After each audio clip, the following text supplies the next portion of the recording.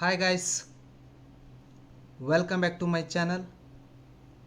ಇವತ್ತಿನ ದಿವಸ ನಾವು ACS ಅಂದರೆ ಏನು, ಸ್ಟೆನೋಗ್ರಾಫರ್ ಅಂದರೆ ಏನು, ಸ್ಟೆನೋಗ್ರಾಫರ್ ಆಗಬೇಕಂದ್ರೆ ಏನು ಮಾಡಬೇಕು, ACS ಆಗಬೇಕಂದ್ರೆ ಏನು ಮಾಡಬೇಕು, ಎಷ್ಟು ಗಂಟೆ ನಾವು ಪ್ರಾಕ್ಟೀಸ್ ಮಾಡಬೇಕು, ಯಾವುದನ್ನು ಪ್ರಾಕ್ಟೀಸ್ ಮಾಡಬೇಕು ಅನ್ನೋದನ್ನು ಈ ಒಂದು ವಿಡಿಯೋದಲ್ಲಿ ತಿಳಿಸ್ಕೊಡ್ತೀನಿ. ಇನ್ನೊಂದು ಚಾನಲ್ ಇದೆ, ಆ ಒಂದು ಚಾನಲನ್ನು ಸಬ್ಸ್ಕ್ರೈಬ್ ಮಾಡ್ಕೊಳ್ರಿ. ಆ ಚಾನಲ್ ಲಿಂಕನ್ನು ಈ ವಿಡಿಯೋ ಡಿಸ್ಕ್ರಿಪ್ಷನ್ ಬಾಕ್ಸ್ನಲ್ಲಿ ಕೊಟ್ಟಿರ್ತೀನಿ. ಆ ಒಂದು ಚಾನಲಲ್ಲಿ ಇಂಗ್ಲೀಷ್ ಸ್ಟೆನೋಗ್ರಫಿ ಬಗ್ಗೆನೇ ಫುಲ್ ಡೀಟೇಲಾಗಿ ವಾರದಲ್ಲಿ 3 ವಿಡಿಯೋಗಳನ್ನು ಮಾಡಿ ಹಾಕ್ತಾ ಇರ್ತೀನಿ. ಅದು ನಿಮಗೆ ಅನುಕೂಲ ಆಗುತ್ತೆ ACS ಆಗೋದಕ್ಕೆ. ಅದಕ್ಕೋಸ್ಕರನೇ ಆ ಒಂದು ಚಾನಲನ್ನು ಸಬ್ಸ್ಕ್ರೈಬ್ ಆಗ್ರಿ. ಈಗ ACS ಆಗಬೇಕಂದ್ರೆ ಇಲ್ಲಿ 3 ಪಾರ್ಟ್ಸ್ ಇದ್ದಾವೆ. ಇದನ್ನು ಕಂಪ್ಲೀಟ್ ಮಾಡಿದ್ರೆ ನೀವು ಪಕ್ಕಾ ACS ಆಗ್ತೀರಿ. ACS ಆಗಬೇಕಂದ್ರೆ ಕ್ವಾಲಿಫಿಕೇಷನ್ ಏನಾಗಿರ್ಬೇಕು, ಡಿಗ್ರಿ ಆಗಿರ್ಬೇಕು.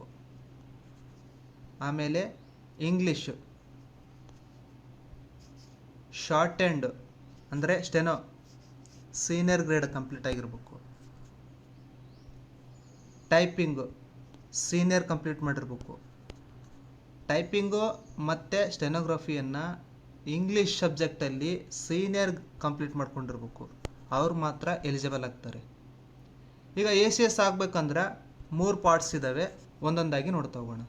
ಪಾರ್ಟ್ 1 ಇದರಲ್ಲಿ ಏನೇನಿರುತ್ತೆ, ಟೈಪಿಂಗ್ ಇರುತ್ತೆ. ಟೈಪಿಂಗಲ್ಲಿ 40 ವರ್ಡ್ಸ್ ಪರ್ ಮಿನಿಟ್ ಇಂದ 50 ವರ್ಡ್ಸ್ ಪರ್ ಮಿನಿಟ್ ನೀವು ಪ್ರಾಕ್ಟೀಸ್ ಮಾಡಬೇಕು ಡೈಲಿ. ಅದು ಕ್ರಿಮಿನಲ್ಲು ಮತ್ತು ಸಿವಿಲ್ಲು, ಹಾಗೆ ರಿಟ್ಟು, ಆಮೇಲೆ RSA, RFA, ಈ ಒಂದು ಜಡ್ಜ್ಮೆಂಟ್ಸ್ಗಳನ್ನು ನೀವು ಡೈಲಿ ಪ್ರಾಕ್ಟೀಸ್ ಮಾಡಬೇಕಾಗುತ್ತೆ. ಇದರ ಜೊತೆಗೆ ಡೈಲಿ 1 ಅವರ್ ನೀವು 1 ಅವರು ಪ್ರಾಕ್ಟೀಸ್ ಮಾಡಬೇಕು. ACS ಆಗಬೇಕಂದ್ರೆ ಇಂಗ್ಲೀಷ್ ಸಬ್ಜೆಕ್ಟ್ ಮಾತ್ರ ಇಂಪಾರ್ಟೆಂಟ್ ಆಗಿರುತ್ತೆ. ಅದೇ ನೀವು ಸ್ಟೆನೋಗ್ರಾಫರ್ ಆಗಿರ್ಬೇಕಂದ್ರೆ ಕನ್ನಡನೂ ಕೂಡ ಇಂಪಾರ್ಟೆಂಟ್ ಆಗುತ್ತೆ. ಈಗ ಹೈಕೋರ್ಟಲ್ಲಿ ACSನ್ನು ಕಾಲ್ಫರ್ ಮಾಡಿದರೆ ಆ ಒಂದು ಹುದ್ದೆಗೆ ಸಂಬಂಧಪಟ್ಟಂತೆ ಯಾವ ರೀತಿಯಾಗಿ ಪ್ರಿಪೇರ್ ಆಗಬೇಕು ಅನ್ನೋದನ್ನು ಗಮನದಲ್ಲಿಟ್ಕೊಂಡು ನಿಮಗೆ ಹೇಳ್ಕೊಡ್ತಾ ಹೋಗ್ತೀನಿ. ಈಗ ಟೈಪಿಂಗ್ ಪಾರ್ಟ್ 1 ಇದರಲ್ಲಿ 40 to 50 ವರ್ಡ್ಸ್ ಪರ್ ಮಿನಿಟ್ ನೀವು ಪ್ರಿಪೇರ್ ಆಗಬೇಕಾಗುತ್ತೆ. ಅದಾದ ನಂತರ ಡೈಲಿ 1 ಅವರ್ ನೀವು ಟೈಪಿಂಗ್ ಪ್ರಾಕ್ಟೀಸನ್ನು ಮಾಡಬೇಕಾಗುತ್ತೆ.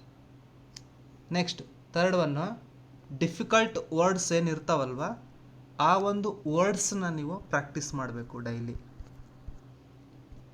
ಡೈಲಿ ಪ್ರಾಕ್ಟೀಸ್ ಮಾಡಬೇಕು. ಅದರ ಜೊತೆಗೆ ಜಡ್ಜ್ಮೆಂಟನ್ನು ನೀವು ಪ್ರಿಫರ್ ಮಾಡಿ ಪ್ರಾಕ್ಟೀಸ್ ಮಾಡಬೇಕಾಗುತ್ತೆ. ಅದರ ಜೊತೆಗೆ ಸ್ಪೆಲ್ಲಿಂಗನ್ನು ನೀವು ಪ್ರಾಕ್ಟೀಸ್ ಮಾಡಬೇಕಾಗುತ್ತೆ. ಕೆಲವೊಂದಷ್ಟು ಮಿಸ್ಟೇಕ್ಸನ್ನು ಸ್ಪೆಲ್ಲಿಂಗಲ್ಲಿ ಮಾಡ್ತಾ ಇರ್ತಾರೆ. ಅಂತಹ ಅಭ್ಯರ್ಥಿಗಳು ನಿಮ್ಮ ವೊಕ್ಯಾಬ್ಲರಿಯನ್ನು ನೀವು ಇಂಪ್ರೂವ್ ಮಾಡ್ಕೋಬೇಕು.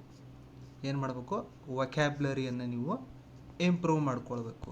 ಯಾಕಂದರೆ ಸ್ಟೆನೋಗ್ರಾಫರ್ ಆಗ್ತಾ ಇದ್ದೀರಂದರೆ ನಿಮಗೆ ಇಂಗ್ಲೀಷ್ ನಾಲೆಡ್ಜ್ ತುಂಬ ಇರಬೇಕಾಗುತ್ತೆ. ಅದಕ್ಕೋಸ್ಕರನೇ ನೀವು ಇಂಗ್ಲೀಷ್ಗೆ ಸ್ವಲ್ಪ ಪ್ರಿಫರೆನ್ಸನ್ನು ಜಾಸ್ತಿ ಕೊಡಬೇಕು. ಫಸ್ಟ್ 1 ಡೈಲಿ 1 ಅವರ್ ಪ್ರಾಕ್ಟೀಸ್ ಮಾಡಬೇಕು. ಸೆಕೆಂಡ್ 1 ಡಿಫಿಕಲ್ಟ್ ವರ್ಡ್ಸನ್ನು ನೀವೇನು ಮಾಡಬೇಕಾಗುತ್ತೆ, ಪ್ರಾಕ್ಟೀಸ್ ಮಾಡಬೇಕಾಗುತ್ತೆ ಸ್ಪೆಲ್ಲಿಂಗು. ಅದರ ಜೊತೆಗೆ ಜಡ್ಜ್ಮೆಂಟ್ಸ್ಗಳನ್ನು ಡೈಲಿ ಪ್ರಾಕ್ಟೀಸ್ ಮಾಡಬೇಕು. ಸ್ಪೆಲ್ಲಿಂಗ್ ಎಲ್ಲಾದರೂ ನಿಮಗೆ ತಪ್ಪು ಮಾಡ್ತಾ ಇದ್ದಾರಂದರೆ ಆ ಒಂದು ಸ್ಪೆಲ್ಲಿಂಗನ್ನು ಡೈಲಿ ಪ್ರಾಕ್ಟೀಸ್ ಮಾಡ್ತಾ ಹೋಗಬೇಕು. ಒಂದು ವರ್ಡ್ ಈಗ ಏನಾದರೂ ಮಿಸ್ಟೇಕ್ಸ್ ಆಗಿತ್ತಂದರೆ ಆ ಒಂದು ವರ್ಡನ್ನು 2-3 ಲೈನ್ ಬರಿತಾ ಹೋಗಬೇಕು. ಎಲ್ಲೂ ಕೂಡ ಸ್ಪೇಸ್ ಬಿಡಬೇಡ್ರಿ, ಕಂಪ್ಲೀಟಾಗಿ ಬರಿತಾ ಹೋಗ್ರಿ ರಫ್ ಆಗಿ. ನೆಕ್ಸ್ಟ್ ವೊಕ್ಯಾಬ್ಲರಿಯನ್ನು ನೀವು ಇಂಪ್ರೂವ್ ಮಾಡ್ಕೋಬೇಕು. ಇದಿಷ್ಟು ಪಾರ್ಟ್ 1ಗೆ ಸಂಬಂಧಪಟ್ಟಂಥ ಮಾಹಿತಿಯಾಗಿರುತ್ತೆ. ಪಾರ್ಟ್ 1ಅಲ್ಲಿ ಟೈಪಿಂಗ್ ಬಗ್ಗೆ ನಾವು ಮಾಹಿತಿಯನ್ನು ಕಂಪ್ಲೀಟಾಗಿ ಕಲ್ತ್ಕೊಳ್ಬೇಕಾಗುತ್ತೆ. ಅದರಲ್ಲಿ ಡೈಲಿ 1 ಅವರ್ ಪ್ರಾಕ್ಟೀಸು, ಆಮೇಲೆ ಡಿಫಿಕಲ್ಟ್ ವರ್ಡನ್ನು ನೀವು ಪ್ರಾಕ್ಟೀಸ್ ಮಾಡಬೇಕಾಗುತ್ತೆ.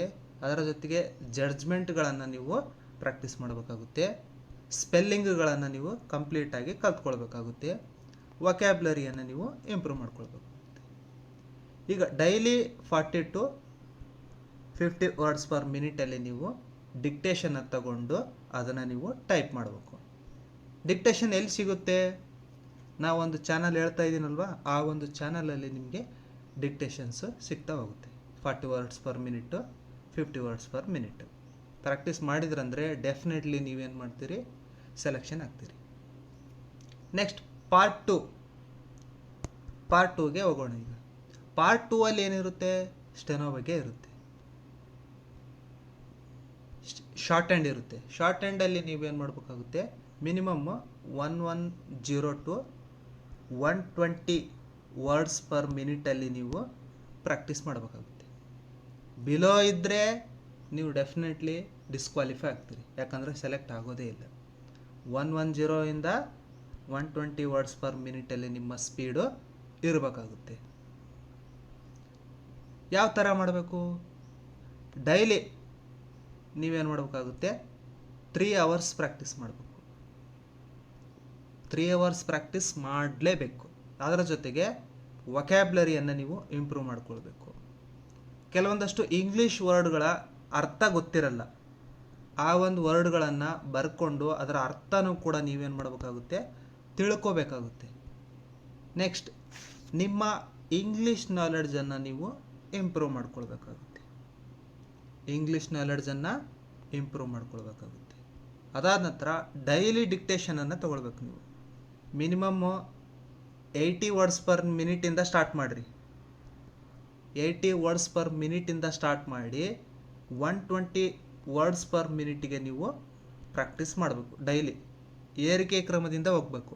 ಫಸ್ಟ್ ಡೇ ಏನು ಮಾಡ್ತೀರಿ? 80 ವರ್ಡ್ಸ್ ಪರ್ ಮಿನಿಟ್ ಮಾಡ್ತೀರಿ. ಆಮೇಲೆ 81 ಡೇ 1ಇಂದ ಸ್ಟಾರ್ಟ್ ಮಾಡಬೇಕು. ಲಾಸ್ಟಿಗೆ ಫೈನಲಿ 120 ವರ್ಡ್ಸ್ ಪರ್ ಮಿನಿಟಲ್ಲಿ ನೀವು ಪ್ರಾಕ್ಟೀಸ್ ಮಾಡಬೇಕಾಗುತ್ತೆ. ನೆಕ್ಸ್ಟ್ ಟ್ರಾನ್ಸ್ಲೇಟ್ ಮಾಡಬೇಕು. ಬರೀ ನೀವು ಡಿಕ್ಟೇಷನ್ ತಗೊಂಡ್ರೆ ಆಗಲ್ಲ, ಅದನ್ನು ನೀವು ಕಂಪ್ಯೂಟ್ರಲ್ಲಿ ಅಥವಾ ಲ್ಯಾಪ್ಟಾಪಲ್ಲಿ ನೀವು ಟ್ರಾನ್ಸ್ಲೇಟ್ ಮಾಡಿ ವೆರಿಫೈ ಮಾಡ್ಕೊಳ್ಬೇಕು. ವೆರಿಫೈ ಮಾಡೋದು ಕೂಡ ಇಂಪಾರ್ಟೆಂಟ್ ಆಗಿರುತ್ತೆ. ಬರೀ ಡಿಕ್ಟೇಷನ್ ಪರ್ಫೆಕ್ಟಾಗಿ ಬರುತ್ತೆ ನನಗೆ ಅನ್ನೋದು ಮಾತ್ರ ಇಟ್ಕೊಳ್ಬೇಡ್ರಿ, ಅದನ್ನು ಟ್ರಾನ್ಸ್ಲೇಟ್ ಮಾಡೋದು ಕೂಡ ಇಂಪಾರ್ಟೆಂಟ್ ಆಗಿರುತ್ತೆ. ಅದಾದ ನಂತರ ಜಡ್ಜ್ಮೆಂಟ್ಗಳನ್ನು ಪ್ರಾಕ್ಟೀಸ್ ಮಾಡಬೇಕು. ಈಗ ಕೆಲವೊಂದಷ್ಟು ಜಡ್ಜ್ಮೆಂಟ್ಗಳು ಲ್ಯಾಂಡ್ ಮಾರ್ಕ್ ಆಗಿರ್ತವೆ, ಅಂಥ ಜಡ್ಜ್ಮೆಂಟ್ಗಳನ್ನು ನೀವೇನು ಮಾಡಬೇಕಾಗುತ್ತೆ? ಪ್ರಾಕ್ಟೀಸ್ ಮಾಡಬೇಕಾಗುತ್ತೆ. ಪ್ರಾಕ್ಟೀಸ್ ಮೇಕ್ಸ್ ಮ್ಯಾನ್ ಪರ್ಫೆಕ್ಟ್ ಅನ್ನೋ ವರ್ಡ್ ನೀವು ಕೇಳಿರ್ತೀರಿ. ಅದೇ ರೀತಿಯಲ್ಲಿ ಇಲ್ಲಿ ಪ್ರಾಕ್ಟೀಸ್ ಅನ್ನೋದು ಬಹಳ ಇಂಪಾರ್ಟೆಂಟ್ ಆಗಿರುತ್ತೆ. ನೆಕ್ಸ್ಟ್ ಸ್ಪೆಲ್ಲಿಂಗ್ ಪ್ರಾಕ್ಟೀಸ್ ಮಾಡಿರಿ. ಕೆಲವೊಬ್ಬರಿಗೆ ಕೆಲವೊಂದು ವರ್ಡ್ಗಳು ಗೊತ್ತಿರಲ್ಲ, ಅಂತಹ ವರ್ಡ್ಗಳನ್ನು 4 ಲೈನು ಅಥವಾ 5 ಲೈನು ನೀವು ಡೈಲಿ ಬರಿತಾ ಹೋದರೆ ಅದು ನಿಮಗೆ ಮೈಂಡಲ್ಲಿ ಕುತ್ಕೊಳ್ತಾ ಹೋಗುತ್ತೆ.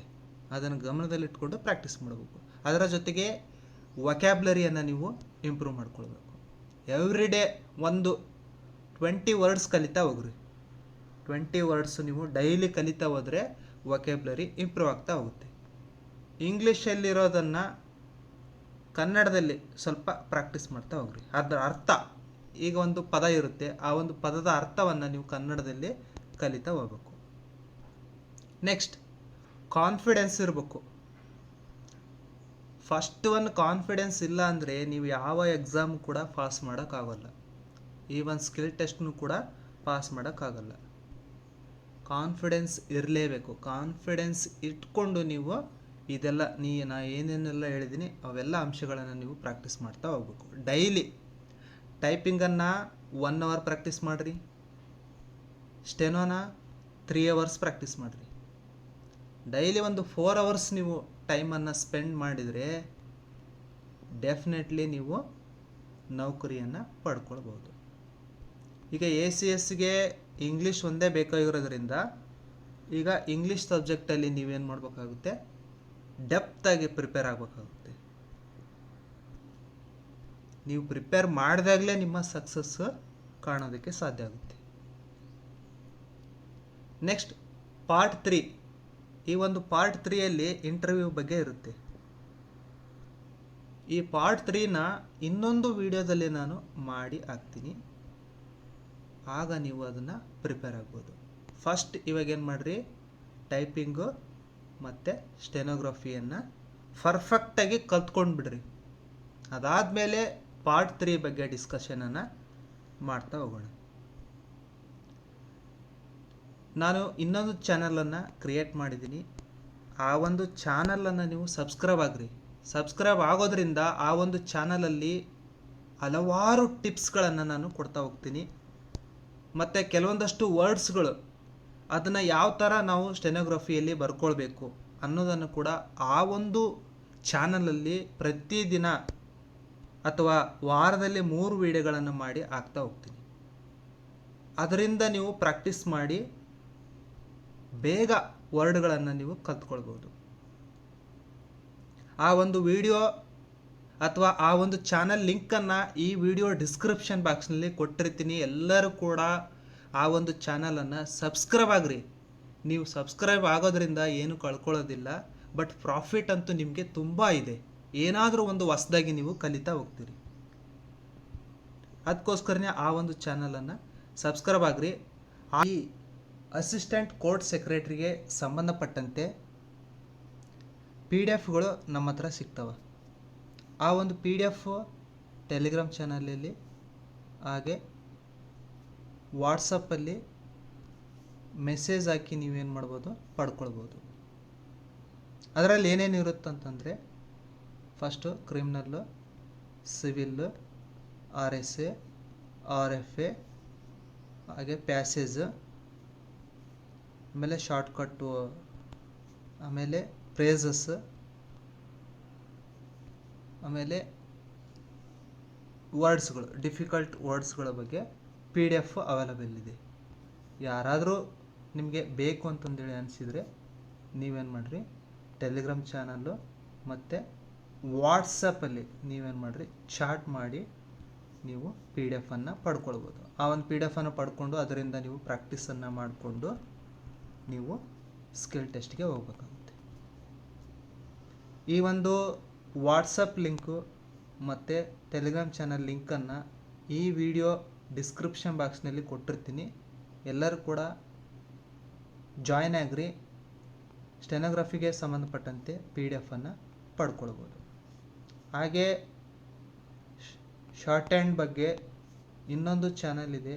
ಆ ಒಂದು ಚಾನಲನ್ನು ಸಬ್ಸ್ಕ್ರೈಬ್ ಆಗಿರಿ. ಸಬ್ಸ್ಕ್ರೈಬ್ ಆಗೋದ್ರಿಂದ ನಿಮಗೆ ಬೆನಿಫಿಟ್ ಇದೆ. ಆ ಒಂದು ಚಾನಲಲ್ಲಿ ಇಂಗ್ಲೀಷ್ ಶಾರ್ಟ್ ಹ್ಯಾಂಡ್ ಬಗ್ಗೆನೇ ವೀಡಿಯೋಸ್ಗಳು ಬರ್ತಾ ಹೋಗ್ತವೆ. ಅದಕ್ಕೋಸ್ಕರನೇ ಆ ಒಂದು ಚಾನಲನ್ನು ಸಬ್ಸ್ಕ್ರೈಬ್ ಆಗಿರಿ.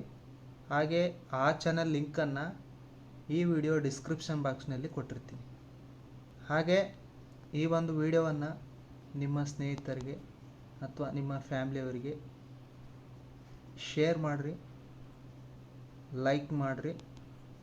ಹಾಗೆ ಸಬ್ಸ್ಕ್ರೈಬ್ ಆಗೋದನ್ನು ಮಾತ್ರ ಮರಿಬೇಡಿ. ಎಲ್ಲರಿಗೂ ಕೂಡ ಧನ್ಯವಾದಗಳು. Thank you.